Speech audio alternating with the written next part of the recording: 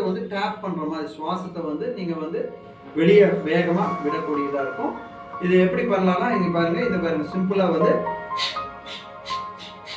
அதாவது ஒண்ணு அப்படியும் பண்ணலாம். இல்ல இந்த சுவாசத்துல உங்களுக்கு ஏதாவது பிளாக்ஸ் ஏற்பட்டு இருந்தாலும் அதை வந்து ஃப்ரீ பண்றதுக்கு தான் இந்த கபாலபதி ரொம்ப உறுதுணையாக இருக்கும்.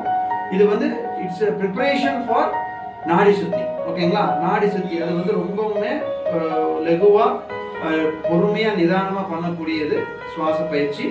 இப்போ இந்த கபாலபதி வந்து எப்படிங்கிறத காமிக்கிறேன். அதாவது சின்முத்திரை வச்சுக்கலாம். நீங்க சின்முத்திரை உங்களுக்கும் இயற்கைக்குள்ள ஒரு தொடர்பு.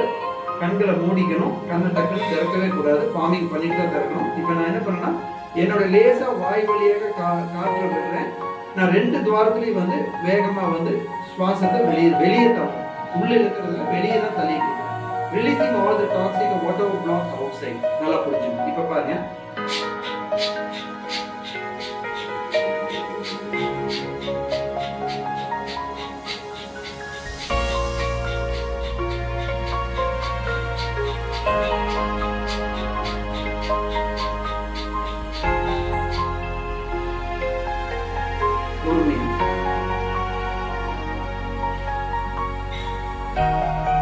இப்போ இந்த சுவாச 2 இதுலயும் வந்து போய் வந்து வெளியே பிளாக்ஸ் ரிலீஸ் ஆயிரும்.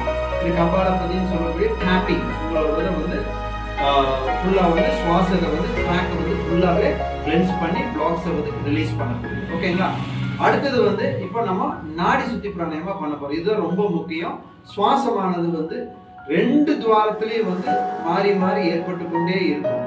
ஒரு மனிதனுக்கு வந்து அவங்க எண்ண அலைகளுக்கு சூழ்நிலைக்கு ஏத்த மாதிரியான இதுகள் சுவாசம் வேறுபாடு ஆயிட்டே இருக்கும். வலது பக்கம் இருந்தால் அது சூரியக்கலை, இடது பக்கம் இருந்தால் சந்திரக்கலை. இப்ப 2 துவாரத்திலையும் வந்து சுவாசம் ஏற்படும் பொழுது அது சுழிமுனைன்னு சொல்லக்கூடிய அங்க வந்து சுவாசம் 2 துவாரத்திலும் ஏற்படும். ஸோ அந்த மாதிரி சுழிமுனையில இருந்து நீங்க ஃபோக்கஸ் பண்ணும் பொழுது, தியானம் பண்ணும் பொழுது, நீங்க எண்ணக்கூடிய எந்த ஒரு விஷயங்களும் உங்களுக்கு கைகூடும்னா இந்த மாதிரியான பயிற்சிகளோட ரகசியத்தை நீங்க புரிஞ்சுக்கணும். ஸோ இது வந்து நாடி சுத்தி பிராணாயாமம்னு சொல்லுவோம். இது எப்படி பண்ணணும்னா நீங்க வந்து விரல்களை வந்து நீங்க மடிச்சு வச்சுக்கிட்டு இந்த மோதிர விரலும் கட்டை விரலையும் நீங்க யூஸ் பண்ணலாம்.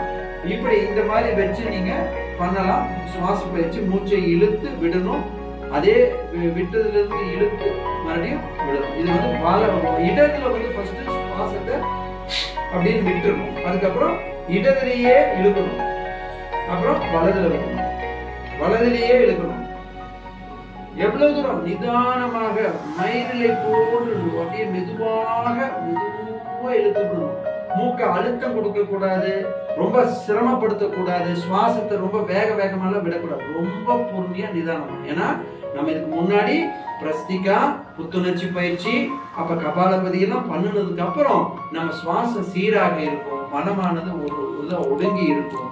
இந்த நிலையில இருந்து இந்த பயிற்சி பண்றப்போ அவ்வளோ ஒரு மகத்தான ஒரு சிறப்பு உங்களுக்கு உங்களால உணர முடியும். அப்போ இது வந்து நீங்க எப்படி இல்லை, நீங்க நெற்றி போட்டுல கூட நீங்க லேசா தொட்டு தொடாம வச்சுட்டு நீங்க இந்த இதை வந்து நீங்க ஆக்டிவேட் பண்ணலாம். இப்படி வச்சுட்டு இப்போ ஒரு தடவை நீங்க லெஃப்ட்ல விட்டுருங்க, துவாரத்துல விட்டுருங்க. விட்டுட்டு அதே இதுல இழுங்க, விடுங்க, இழுங்க. இழுக்கும் பொழுது அந்த இதை லாக் பண்ணிக்கணும். இதுல விடுறேன், இதை லாக் பண்ணிக்கிறேன், இதுல விட்டு இதுலயே இழுக்கிறேன். ஸோ மாறி மாறி மாறி நீங்க சுவாசத்துல இழுத்து விட்டு பழகி கடைசி எதுல இழுத்தீங்களோ அதுலயே விட்டுருங்க. இடதுல இழுத்தீங்க, இடதுலயே விட்டுட்டு நீங்க கண்கள் மூடி அதே மாதிரி பாமிங் பண்ணிட்டு அப்படியே கொஞ்ச நேரம் என்ன பண்ணணும், நீங்க தியானத்துக்கு போயிடணும். அந்த கண்கள்ல அப்படியே அந்த நிலையில இருந்து நீங்க மூன்றாவது கண்ணு சொல்லக்கூடிய நெத்தி பொட்டுல உங்க கவனத்தை வைக்கலாம். இல்லைன்னா உங்களுடைய மூக்கு நுனியில உங்க சுவாசப்பொழி எப்படி ஏற்படுதுன்னு பாருங்க. கை வச்சு பார்த்தீங்கன்னா உங்க சுவாசம் 2 துவாரத்துல சீராக இருக்கும். இந்த நிலையை நீங்க வந்து உணர்ந்துட்டீங்க அப்படின்னா உங்களுக்கு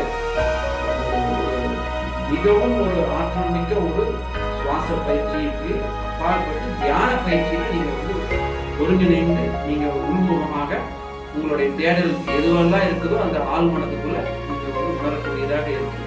தியானம் என்பது வந்து நம்ம வந்து சொல்லி வருவதில்லை. அது நீங்க தானா நீங்க உள் மனதுக்குள்ளேயே அது வந்து உங்களுக்கு ஒரு இன்னர் கைடன்ஸ் உங்களுக்கு காட்டி கொடுக்கும் எப்படி என்னங்கிறத உங்க உடலுக்கு ஏற்ற மாதிரி. ஸோ நீங்க தாராளமா நீங்க சின் முத்திரையில் அப்படியே உட்கார்ந்துட்டு நீங்க என்ன பண்ணலாம்னா அப்படியே உங்க சுவாசத்தை மட்டும் நீங்க அப்படியே நீங்க பொறுமையா நிதானமா சுவாசத்துல கவனம் வச்சு கொஞ்ச நேரம் அமைதியா மனம் அங்க எங்க போகும். ஆனா அதுக்கெல்லாம் நீங்க கவலைப்பட வேண்டாம். நீங்க பாட்டு அப்படியே விட்டுருங்க. ஏன் இருக்குங்கிறத போட்டு பண்ணலாம்.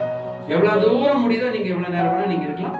இதுல இன்னொரு ரகசியம் இருக்குது என்னன்னா, நீங்க இந்த மாதிரி தியான பயிற்சி பண்றப்போ நீங்க உங்க சுவாசம் 2 துவாரத்துல ஏற்படும். இந்த பயிற்சிகள் பண்ணி முடிச்சுட்டு நீங்க பண்ணீங்கன்னா இதுக்கும் மேற்கொண்டு இன்னும் எஃபெக்டிவா நீங்க உமிழ் நீர் நீங்க சொர்க்கக்கூடியது.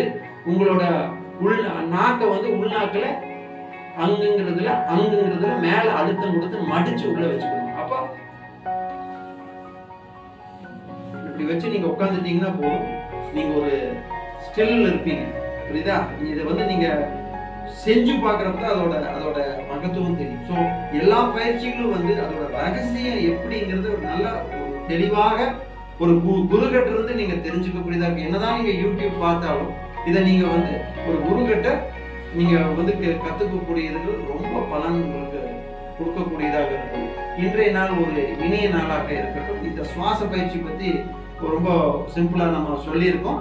ஃபர்ஸ்ட் நீங்க பிரஸ்டிகான்னு சொல்லக்கூடிய புத்துணர்ச்சி பயிற்சி நீங்க பண்றீங்க ஒரு 15-15-15. அதுக்கப்புறம் பாத்தீங்கன்னா நீங்க கபாலபதின்னு சொல்லக்கூடிய டேப்பிங் ஆஃப் யுவர் ஸ்டொமக், அதாவது அப்படிங்கிறத நீங்க வாய் வழியாக லேசா சுவாசம் விட்டு மூக்குல நீங்க வெளியேற்றி கொண்டே இருக்கிறீங்க. 2 துவாரத்துலையும் ஃபுல்லா உங்களோடது கிளென்ஸ் ஆயிரும்.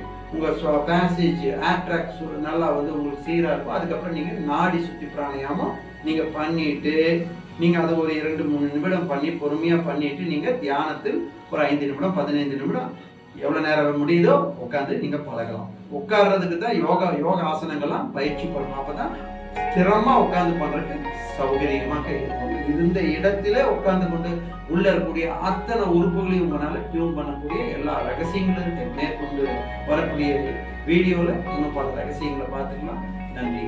வாழ்க்கை நலமுடன்.